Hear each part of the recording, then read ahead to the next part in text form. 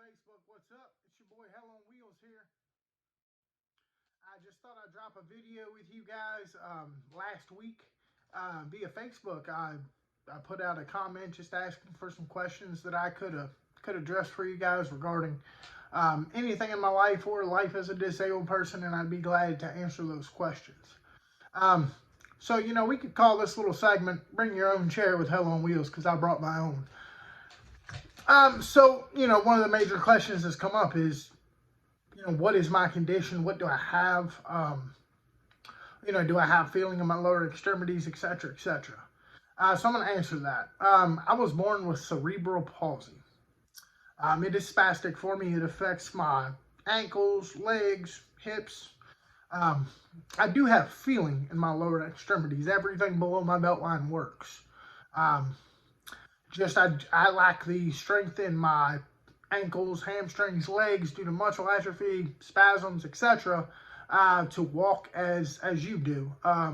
Cerebral palsy is determined as a brain injury that's going to affect your lower extremities. The cause of my particular disability was due to being born a little over 2 months premature. Now you look at that and you say, oh man, well that sucks. Sure, you can look at it that way. What many of you don't know is I had a twin sister at the time of my birth, and she passed on, unfortunately, due to complications in the birthing process. So when you look at it from that type of perspective, man, I'm very fortunate. When there's two of you in the womb and one of you dies and one of you gets cerebral palsy, man, which side of that you want to be on? I'm still here. I'm still very physically active. And I'm able to do what I want to do on a day-to-day basis, outside of just getting up and walking, obviously. So, feel free to keep those kind of questions coming. The other one, yeah, I feel my legs. I can feel everything, as I previously mentioned. It's just a matter of strength and conditioning. Unfortunately, it's not like I can go and weight train and strengthen my legs. Of course, I've tried that with the spasticity in my lower body. Overusing my lower extremities will cause muscles to pull, tear, snap, etc. And then just allow when the muscle grows back from those pulls, those tears, it grows back even tighter and more tension on it. So I have to regulate that a good bit. So now I'm going to switch gears and go to the next question that I heard a lot. Why street beefs? Now, there was a lot of different context in which that question was asked of why street beefs. So for one, I'm going to tell you guys the story of that, because it's going to give you some background on not only why street beefs, but why we're doing this in general. When I say we, I mean, Challenges Accepted, Adaptive Boxing, the Demon Boys, Neutral Corner, my entire team that surrounds and helps me. So why street beefs?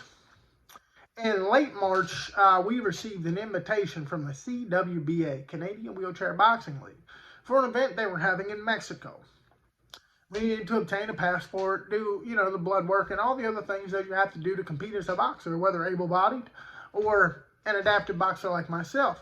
My man, me and Keenan, man, we drove all the way to the regional office in D.C., paid expedited charges on said passports. Cost me about $500 total.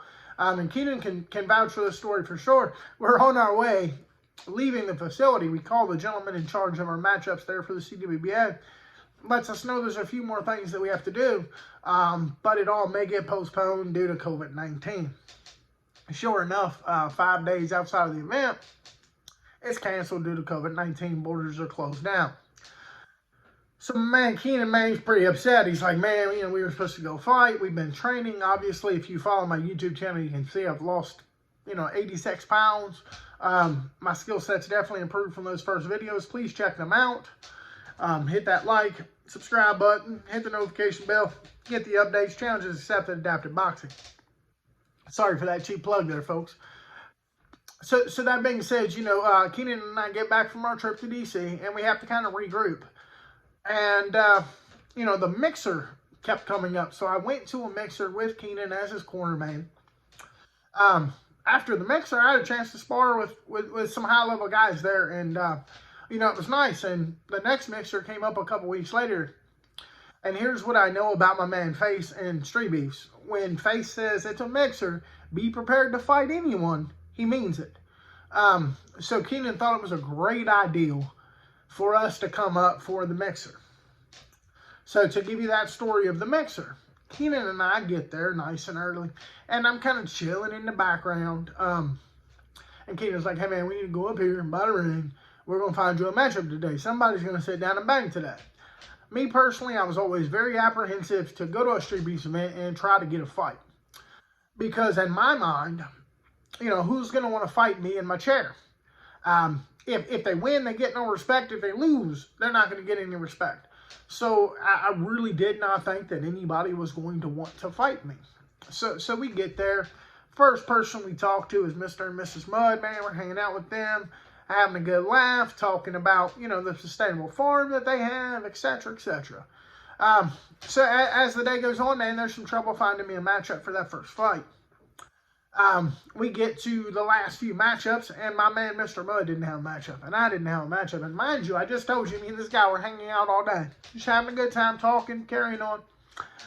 So Mr. Mudd looks at me and asks if I'm ready to strap up.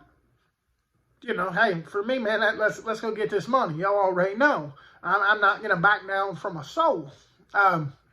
So, you know, me and Mr. Mudd, we have that very first wheelchair boxing event. And here's where I'm going to get into why Street Beef. So I have that matchup with Mr. Mudd. And then my second matchup, obviously, was against Iraqi Assassin. There was another matchup lined up for that day until Iraqi Assassin came to me and told me the message he wanted to deliver in Arabic to his people. And that was about exactly what I'm about, accepting your challenges, you know, overcoming these difficulties.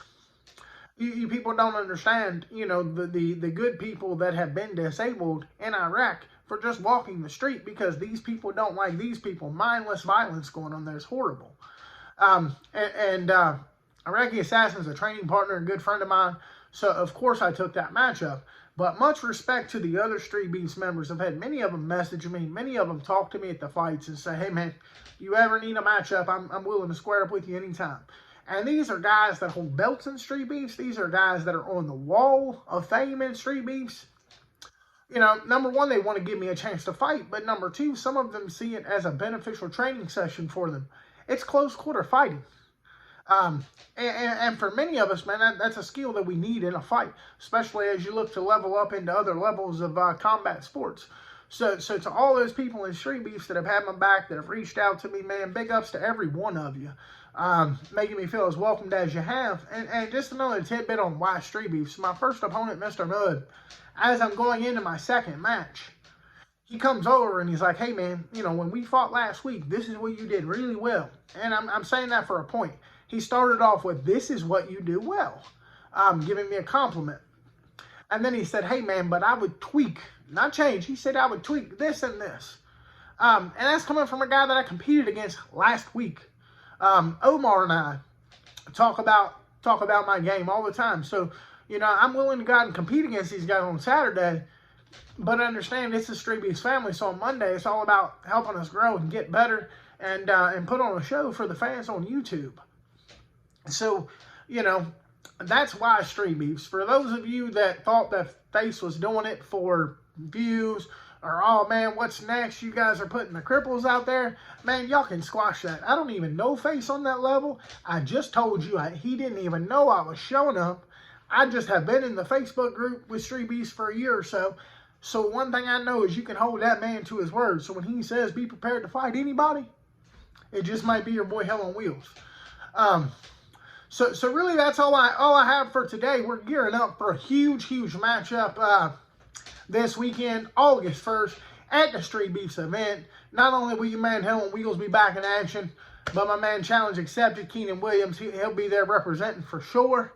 And you know, we always keep it real. Demon Boys Boxing, Neutral Corner, Challenges Accepted by Neutral Corner, home of them Demon Boys. Always getting in that work, so on Saturday, we can go get that money. It's your boy Hellonwheels. I'm out. Make sure you hit the bell, subscribe, love, and share. Thank you so much for your continued support.